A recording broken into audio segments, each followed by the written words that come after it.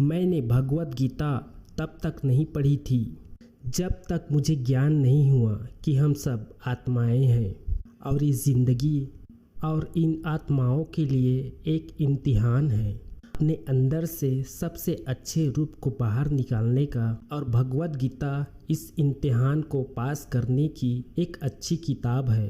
भगवद गीता के 18 अध्याय है, पर ये संस्कृत में परमात्मा द्वारा दी गई थी। समय के साथ संस्कृत भाषा रोज़मर्रा की जिंदगी से निकल गई और ये ज्ञान मनुष्य से दूर हो गया। समय समय पर भगवद गीता के साधारण अक्षरों में अनुवाद किया गया। इसी कोशिश को आगे बढ़ाते हुए आने वाले 10 मिनटों में भगवद गीता के कुछ अहम हिस्से को गुरु के आशीर्वाद से एक आसान रूप में सभी भाई बहनों के चरणों में समर्पित करता हूँ। ये ज्ञान परमात्मा ने भगवान श्री कृष्ण के द्वारा और सबसे बड़े इस धर्म युद्ध महाभारत की रणभूमि कुरुक्षेत्र में अर्जुन को कुछ हजार साल पहले दिए। ये वो वक्त था जब धर्म का बार बार उल्लंघन हुआ, परमात्मा का डर मनुष्य से निकल गया। लालच की होड़ में भाई ने भाई को मारने की कोशिश की और यही नहीं, यहाँ की औरत को भरी सभा में बड़ों के सामने अपमानित किया। इससे पहले मनुष्य जाति धर्म युग से निकलकर पूर्ण रूप से कलयुग में जाती है। युद्ध के रणभूमि में युद्ध से कुछ पहले परमात्मा ने गीता भगवान श्री कृष्ण के द्वारा मनुष्य जाति के कल्याण के लिए, और ये पूरे मनुष्य जाति के लिए है, पूरी इंसानियत के लिए है, सब आत्माओं के लिए है, क्योंकि ये आत्मा परमात्मा के पास ले जाएंगे। पूरे सृष्टि के बारे में, उन कायदों के बारे में समझाती है जिन आत्माओं को मनुष्य के रूप में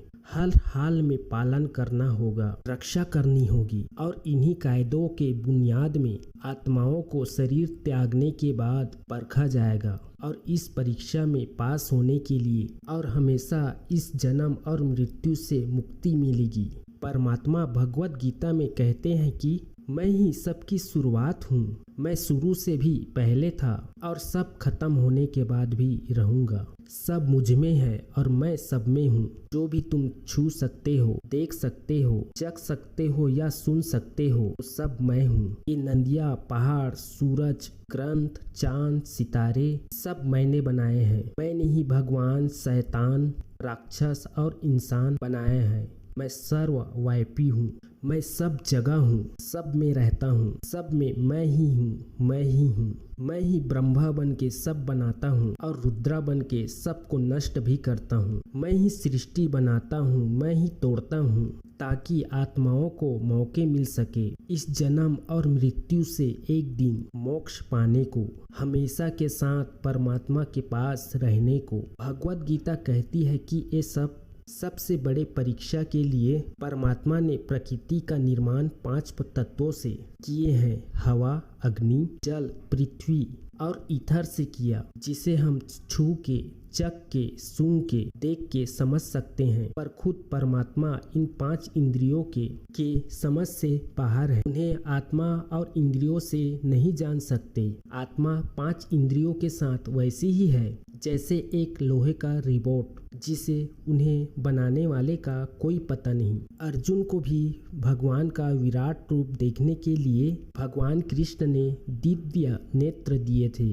भगवद गीता समझाती है कि आत्मा अजन्मी है, जिसे कोई नहीं मार सकता, कोई जला नहीं सकता, डुबा नहीं सकता, काट नहीं सकता। लेकिन आत्मा को परमात्मा के साथ हमेशा रहने के लिए उसके परीक्षा रूपी जीवन में बैठना ही पड़ेगा। इस परीक्षा के लिए परमात्मा से बिछड़ के आत्मा को पृथ्वी पर किसी न किसी रूप में जन्म लेना पड़ता है और 88 करोड़ योनि को जीने और भोगने के बाद मनुष्य के शरीर और दिमाग मिलता है। सबसे बड़ी मर्यादा के पास बैठने के लिए हर मनुष्य को इस परीक्षा के दौरान तरह तरह के इन बुरी और अच्छी भावनाओं के चक्र में अपने ही भाई बहन या मित्रों के पास डाला जाता है, जिसमें हर आत्मा को अपने अंदर के तामसिक और गुणों से निकल के सात्विक जीवन में प्रवेश करने के मौके मिलते हैं। हमारी तामसिक गुण वो है जो हमारे अंदर हीन भावना पैदा करके हमें खुद को उदास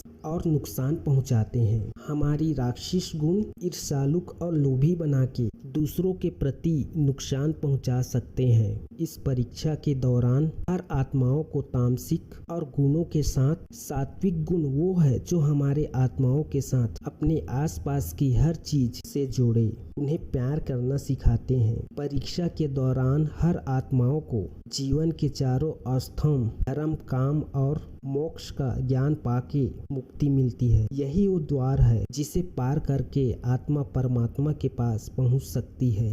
पहला द्वार धर्म का है और शेर इसका प्रतीक है। धर्म वही है जो गीता में लिखा हुआ है, वेदों में लिखा हुआ है। धर्म वही है जो धारण किया हुआ है, जिसे आपका दिल मानता है, जैसे झूठ नहीं बोलना, चोरी नहीं करना, भगवान का निरादर नहीं करना, दूसरों को नुकसान नहीं देना। यही सब धर्म है। हर आत्माओं को अपने जीवन काल में हर समय अपने धर्म का पालन करना होगा, उसकी रक्षा करनी होगी। और दूसरा द्वार अर्थ का है और घोड़ा उसका प्रतीक है। हर आत्मा अपने जीवन का अपनी पृथ्वी पर होने का अर्थ या मूल का कारण समझेगी। इस जिंदगी में भोगने वाली चीजें, रिश्तों का आनंद लेगी। अच्छा बेटा या अच्छा बेटी, अच्छा भाई या अच्छा बहन या अच्छा पति या अच्छा पत्नी हर दुनियाई रास्ते पर खरा उतरेगी और हर दिशा को पास करेगी। तीसरा द्वार काम का है। भगवत गीता समझाती है कि हर मनुष्य के अंदर काम, क्रोध, लोभ, मोह, अहंकार और ईर्ष्या जैसी भावनाएं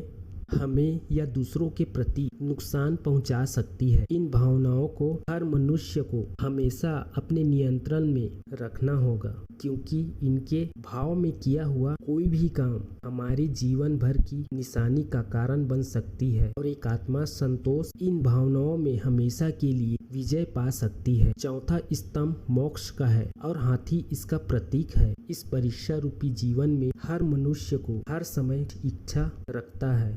कुछ इच्छाएं एक ही जन्म में पूरी हो जाती है, कुछ अधूरी रह जाती है और उनका पूरा होने के लिए आत्मा को वापिस पृथ्वी पर आनी होती है। भगवत गीता समझाती है कि हमारी इच्छा ही मूल कारण है हमारी पृथ्वी पर वापिस आने का। अगर हम कोई भी इच्छा ना रखें, इस जीवन और मृत्यु से मुक्त हो सकते हैं। ये द्वार माफी का भी है। जिन्होंने आपके साथ बुरा किया उनको माफ करके और जिनसे आपने बुरा किया उनसे माफी मांग के मुक्ति पाई जा सकती है। जब तक आत्माएं इन चारों दरवाजों धर्म और अर्थ, काम और मोक्ष को समझ नहीं लेती, तब तक आत्माओं को बार बार इस मनुष्य रूप में आना ही पड़ेगा। इच्छा का खत्म होती है, शरीर और अन्य वस्तुओं का त्याग कर देती है। जो भी इस संसार में रहकर बनाया अब वो किसी और का होगा और आत्मा अपने कर्मों के फैसले के लिए चली जाती है। आत्मा का अच्छे और बुरे कर्मों का हिसाब होता है। अपने अच्छे कर्मों के लिए आत्मा कुछ वक्त के लिए स्वर्ग, दुष्कर्मों के लिए नरक में चली जाती है। नरक में आत्माओं को अपने पापों के अनुकूल सजा मिलती है। नरक में सजा मिलने के बाद आत्माओं को फिर से एक नया शरीर, एक नया दिमाग मिलता है इस परीक्षा में फिर से बैठने के लिए, और हर परीक्षा में यही सब फिर से दोहराया जाता है। जिंदगी के चार स्तंभ धर्म और कर्म, काम और मोक्ष को समझने के लिए हर जन्म में अपने कई जन्मों के हिसाब से हर आत्माओं को कभी अच्छे कभी बुरे हालातों से जाना पड़ता है। लेकिन जब तक आत्मा परमात्मा के साथ उन चीजों को नहीं समझ लेती वो मुक्ति नहीं पा सकता। भगवत गीता समझाती है कि मनुष्य अपने शरीर, दिमाग या दिल से भगवान को पा सकता है। शरीर द्वारा किए गए कर्मों के माध्यम से परमात्मा को पाने को कर्म योग कहते हैं। ऐसे कर्म जो परमात्मा की इच्छा से हो और दूसरों के कल्याण के लिए हो। वाल्मीकि ने रामायण लिखे, श्रवण ने अपने माता पिता की सेवा की और चार धाम की यात्रा करवाई। भगवत गीता समझाती है आत्मा दिमाग के साथ परमात्मा के साथ योग लगा सकती है। इसे राजा योग कहते हैं। दिमाग और मस्तिष्क सब इंद्रियों का राजा है। एक मनुष्य अपनी आस्था सांस प्रणाली, आसन अभ्यास, आसन और अभ्यास, साधना और तपस्या से परमात्मा को इस योग के रास्ते पा लेता है। इस योग को समझने के लिए अपने अंदर की एनर्जी यानी कि चक्र या कुंडली को समझना पड़ेगा। आत्मा मस्तिष्क से मेडिटेशन या ध्यान से लगा के परमात्मा के साथ योग लगा सकती है। परमात्मा भगवत गीता में कहते हैं कि आत्मा को धर्म समझ ना भी आए, योग ना भी समझ आए, मगर वो मेरी शरण में आ जाए तब मैं उनके सारे पाप माफ कर देता हूँ। परमात्मा को दिल से पुकार करने की पाने को भक्ति योग कहते हैं।